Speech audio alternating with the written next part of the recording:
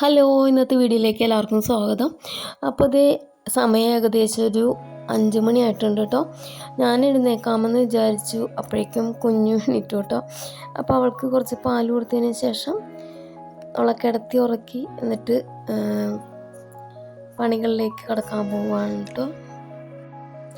പാത്രങ്ങളെല്ലാം ഇന്നലെ രാത്രി ഊണ് കഴിച്ച് കഴിഞ്ഞപ്പോൾ തന്നെ കഴുകി കൗണ്ടർ ടോപ്പ് എല്ലാം തുടച്ച് ഗ്യാസ് സ്റ്റവ് എല്ലാം തുടച്ച് ക്ലീനാക്കി വെച്ചിട്ടുണ്ടായിരുന്നു കേട്ടോ. അതുകൊണ്ട് എൻ്റെ രാവിലെ എഴുന്നേറ്റ് വന്നപ്പോഴേക്കും ചായ ഉണ്ടാക്കണം, ചോറ് വെക്കണം, കറി ഉണ്ടാക്കണം, ഇത്തരം പണികളെ ഉണ്ടായിരുന്നുള്ളൂ കേട്ടോ.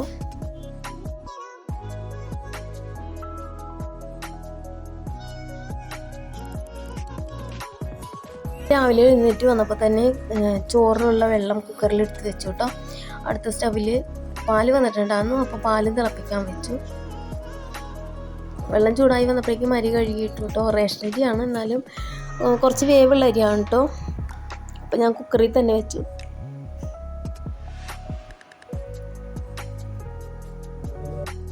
അപ്പോൾ ഇത് കുക്കർ വിസിൽ വന്നു, ചോറ് റെഡി ആയിട്ടുണ്ട്.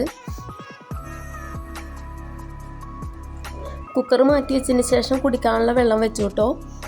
പിന്നെ അപ്പോഴേക്കും പാല് തിളച്ചു. അപ്പോൾ കുഞ്ഞിനുള്ള പാല് മാറ്റി വെച്ചിട്ട് അതിലേക്ക് തന്നെ ചായക്കുള്ള വെള്ളം വെച്ചു. പഞ്ചസാരയും ചായപ്പൊടി ഒന്നിച്ചിട്ടാണ് ഞാൻ ചായ ഉണ്ടാക്കുന്നത്. അപ്പോൾ ചായ റെഡി ആയിട്ടുണ്ട് കേട്ടോ. കുഞ്ഞിന് പാലിൽ കുറച്ച് വെള്ളം ചേർത്തിട്ടാണ് കേട്ടോ കൊടുക്കുന്നത്. എന്നിട്ട് അത് കുഞ്ഞിനെ കൊണ്ടുപോകാനുള്ള ഫ്ലാസ്കിലേക്ക് മാറ്റി.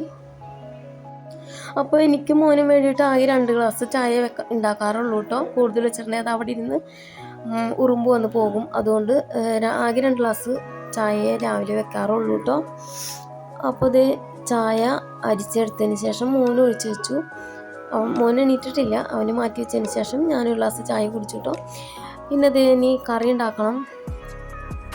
ഞാനിന്ന് മോരുകറിയാണ് ഉണ്ടാക്കുന്നത്. അതിന് കഷ്ണങ്ങളൊന്നും ചേർക്കുന്നില്ല കേട്ടോ. പിന്നെ കൊണ്ടാട്ടമുളക് വറുക്കുന്നുണ്ട്. പിന്നെ ഞാൻ ഉണ്ടാക്കിയ ചോറ് കൊണ്ടാട്ടവും കൂടി വറുക്കുന്നുണ്ട് കേട്ടോ. അപ്പം മോരുകറി പെട്ടെന്ന് റെഡിയാക്കി എടുക്കുവാണ്. അതിൽ കഷ്ണങ്ങളൊന്നുമില്ല. അപ്പം ബാക്കിയുള്ള പാത്രങ്ങൾ ഞാനപ്പോൾ തന്നെ വാഷ് ചെയ്ത് വെക്കുന്നുണ്ട്. പിന്നെ ഞാൻ ചോറ് വറുക്കാൻ പോകാം കേട്ടോ. ചോറ് ഞാൻ ഇങ്ങനെ കേട്ടോ വറുക്കുന്നത്. കുക്കറിൻ്റെ ആവി പോയതിന് ശേഷം അതിൻ്റെ വാഷ് മാറ്റി അതിലേക്ക് കുറച്ച് പച്ചവെള്ളം തന്നെ ഒഴിക്കുന്നത്. എന്നിട്ട് കുക്കർ നേരെ മറിച്ചിടുവാണ് കേട്ടോ. അപ്പോൾ നല്ല ചോറ് റെഡിയാക്കി കിട്ടും. പിന്നെ അതേ കുളിയൊക്കെ കഴിഞ്ഞ് നിന്ന് വിളക്ക് കത്തിച്ചു. പിന്നെ കൊണ്ടുപോകാനുള്ള ചോറൊക്കെ എടുത്ത് വെച്ചു. മോനും വിളമ്പി കൊടുത്തതിന് ശേഷം ഞാനും കഴിച്ചു കേട്ടോ. കുഞ്ഞിനെയും കൊണ്ടാണ് കഴിക്കുന്നത്. എന്നിട്ട് കുഞ്ഞിനെയും ഡേ കെയറിലാക്കാനായിട്ട് പോവുകയാണ് കേട്ടോ. എന്നിട്ട് ഞാനും ഡ്യൂട്ടിക്ക് പോയി. പിന്നെ ഉച്ചയ്ക്ക് ഞാനും ഇനിയും കൂടിയാണ് കേട്ടോ ഊണ് കഴിച്ചത്. പിന്നെ ഈ ചോറ് കൊണ്ടാട്ടം എനിക്ക് ഭയങ്കര ഇഷ്ടമായി കേട്ടോ.